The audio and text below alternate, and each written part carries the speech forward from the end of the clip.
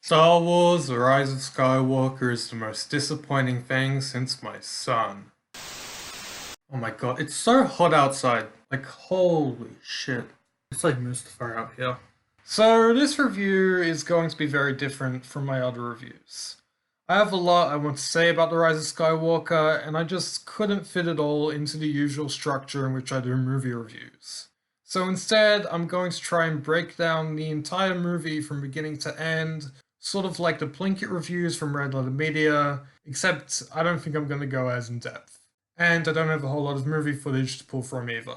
So let me know if you like how this video turns out, and I might make more videos like this. I don't know what for yet, but I did have a lot of fun writing this, and I do want to branch out a bit with my videos.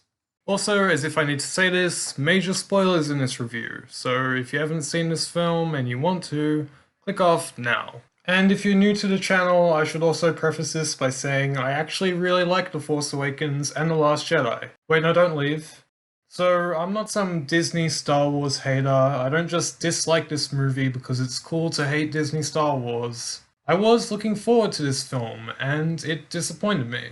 I should also mention that I had actually read the leaked plot for this before seeing it. I probably shouldn't have read it, I'm not 100% sure why I did, to be honest. And what I ended up reading wasn't very good. It reads like bad fan fiction. But I still had some hope that maybe the execution of the film was better. It wasn't. So the opening crawl straight away got me pretty worried. The dead speak. Woof, okay then, not a great start. Then it says that Palpatine made a broadcast. Why did he do that? And why now? What was the broadcast? Oh, it's in Fortnite apparently. Even before I read the leaks, I thought bringing back Palpatine was a bad idea. It's just way too late to bring him back in the last movie. Just make Kylo Ren the main bad guy. It's fine. Speaking of, then we get Kylo on some red planet, which is apparently Mustafar, for about 5 seconds, then he goes to another planet to kill Emperor Palpatine, but instead of at least trying to kill him, he pretends to be his apprentice, for some reason. And then Palpatine tells Kylo to go kill Rey, even though later Palpatine needs Rey so he can transfer his consciousness into her. It's almost as if this movie doesn't make any sense. Also, Palpatine looks like a Deadite from Evil Dead. He's gonna give a lot of kids nightmares. I know most Star Wars fans are gonna say that's a good thing because it's cool and edgy, but that isn't Star Wars to me. Star Wars is for kids. George Lucas has said this, and I agree with him. The scariest thing in a Star Wars movie should be seeing our heroes in peril, not this weird body horror with Palpatine. Also, we see a vat of Snoke clones in this scene, and it looks ridiculous. Anyway, then the movie jumps back and forth from the Rebels doing stuff, and then the First Order doing stuff, and the pacing is just way too fast, and the plot already becomes convoluted. Also, Carrie Fisher is inserted into this movie, and I guess it's well done, but to me, it was pretty distracting. There's nothing wrong with the effects, she always looks like she's in whatever environment she's in, and interacting with whoever she's meant to be interacting with, but the dialogue she has is all super vague and sometimes doesn't make much sense in context, like the never underestimate a droid line. Some of it just felt really out of place. But anyway, and then our heroes have to go to yet another Star Wars desert planet. Very original. Rose can't come along though because fans didn't like her in The Last Jedi, and instead of expanding on her character and trying to give her more to do, she's written out of the movie. Cool. Anyway, on Star Wars Desert Planet number 58, our heroes, except Rose, come across Lando. And admittedly, it is cool to see him again, and Billy D. Williams plays him exactly how I remember him, but he does nothing in this. And we get no sense of what he's been doing since Return of the Jedi, and why he wasn't in the previous movies. Lando is one of my favorite Star Wars characters, but it's painfully obvious he was just written in here to please fans. Anyway, then our heroes, except Rose, go to find Ochi's ship, who, by the way, has the weirdest character design ever. Dude looks like a Funko Pop. And then the Knights of Ren appear, who do nothing in this. They're also just in this for fan service. Why not just retcon The Last Jedi a little and say that Snoke's guards were the Knights of Ren? Then this movie would have less characters to deal with and therefore be less convoluted. So, while Rey is distracted by Kylo Ren, Finn points to a ship and says Chewie's being kidnapped. Rey destroys the ship, and then the movie tries to pretend Chewie is dead, but then he just appears in the next scene because he was on another ship. But Finn saw Chewie being taken, didn't he? So he'd know which ship Chewie was on. So why was he pointing at the wrong ship then? Anyway, then our heroes, except Rose, go to Kijimi to find even more characters to help overcrowd this movie. Those being Zori Bliss and Babu Frick. Why are these characters being introduced in the last movie in the saga? Say what you will about The Last Jedi, but to say that it left nowhere for a sequel to go is just wrong. This movie should have just been about the already established characters, not focused on introducing new ones. Return of the Jedi doesn't introduce any new major characters, except Jabba the Hutt, but he was already set up in the previous two movies. Just copy what Return of the Jedi did. I mean, why not? Copying A New Hope worked well enough for The Force Awakens. Anyway, then we find out Rey is a Palpatine, and I mean, does anyone actually like that twist? Does anyone actually think that it was better than Rey being some nobody? Also, Kylo says, I didn't lie to you, Rey, your parents were nobodies, they chose to be. Yeah, but you also said this. They're filthy junk traders who sold you off for drinking money. But I guess the movie just ignores that part from The Last Jedi. Also, Rey's parents really did care for her. That's why they had no choice but to give her to Unkar Plutt, a slimy, abusive blobfish monster. Yep, Rey's parents really did care for her. Soon after, we get the reveal that General Hux was a secret mole in the First Order that gave the Resistance some information that we don't know about. It's just there to be a funny scene, but it had no bearing on the plot at all. Also, wasn't Hux literally Hitler in The Force Awakens? And in The Last Jedi, he was nearly going to kill Kylo so he could take over the First Order. Doesn't matter now, I guess, those movies are irrelevant. Okay, now we get on to a good scene, where Rey fights Kylo through the Force. This was pretty great. It was creative, and it built on the Force ability introduced in The Last Jedi. It was by far my favourite scene in the movie. Then our heroes, except Rose, go to Not Endor and find even more characters there, because this movie just wasn't overcrowded enough. Fun fact, according to the leak I read, Jana, this woman, although I don't think her name was ever stated in the movie, was originally going to be revealed to be Lando's daughter. But I guess that was cut out of the movie. They still had that interaction at the end though, even though it didn't make much sense in context. Anyway, then Rey's MacGuffin dagger tells her where to go in the Death Star wreckage, so Rey can get yet another MacGuffin. And then that leads to Rey fighting the dark side version of herself, who's only there so they can put her in a trailer. And then the fight ends because dark side Rey jump scares normal Rey with CGI sharp teeth. It's like out of a bad B movie. No, the other kind of B movie. It also reminded me of this scene from Venom.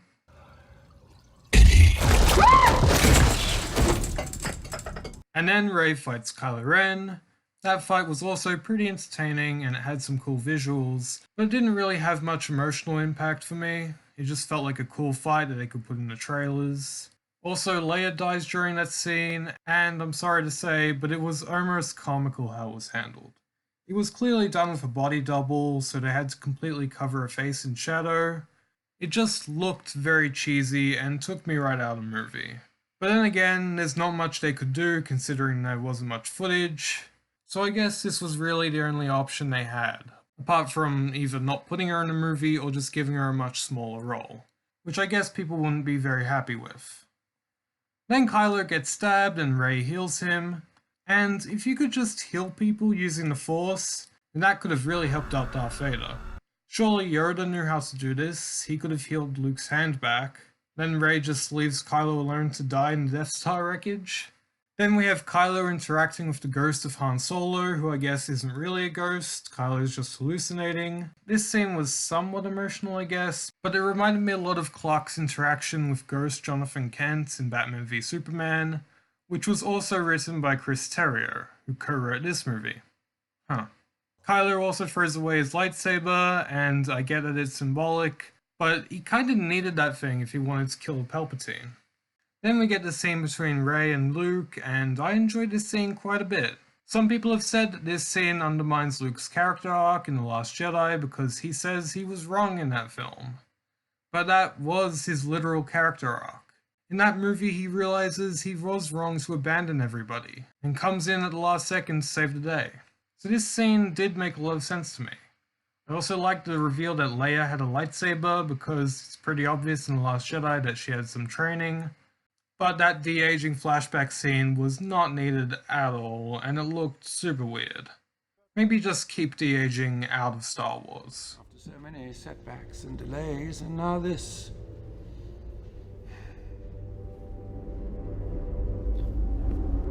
We've heard word of rumors circulating Oh through my the city. God! What's wrong with your And face? Then the final act of the movie happens, and I just zoned out at this point. It's just spectacle. There's Kylo, who's back somehow wearing pajamas, fighting the Knights of Ren. There's our heroes, including Rose this time, riding space horses and battling Star Destroyers.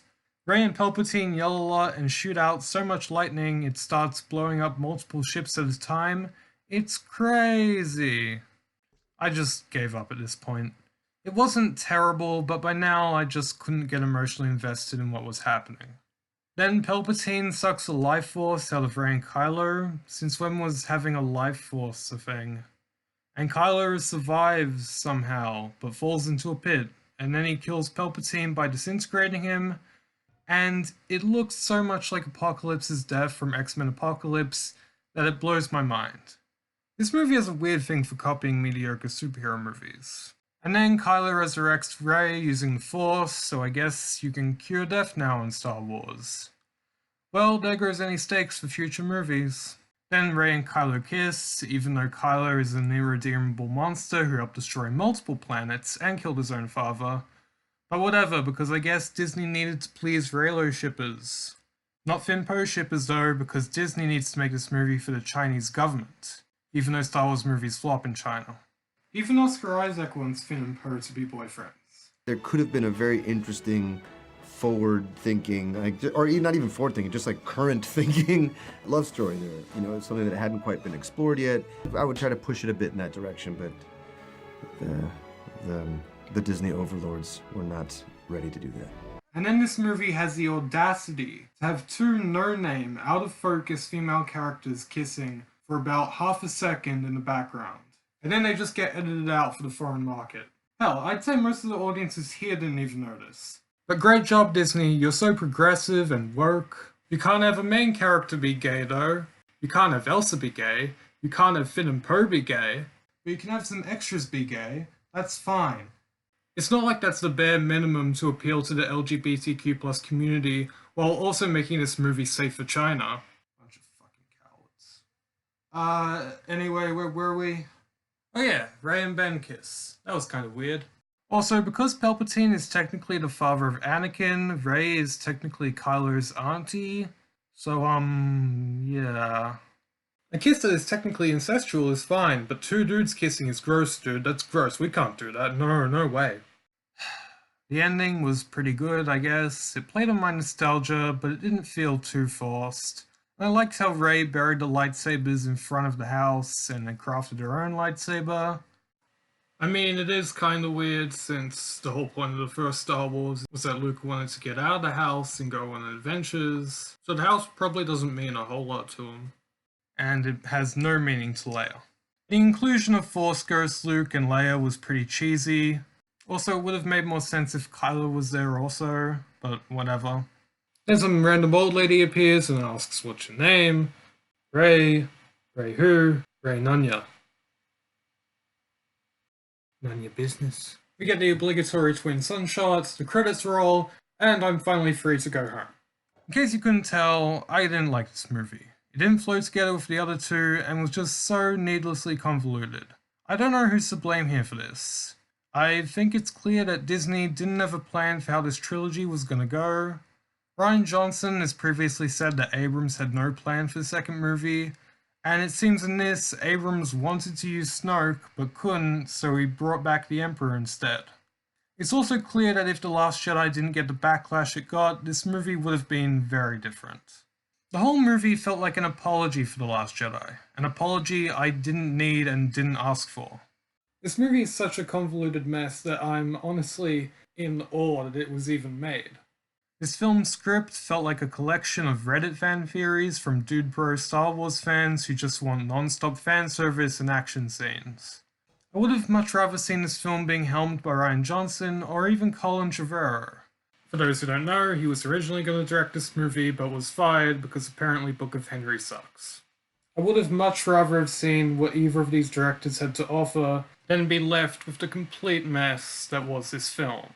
I think the biggest problem I have with this film is the decision to bring back the Emperor. Resurrecting this character who has been long dead just seemed like a major step back.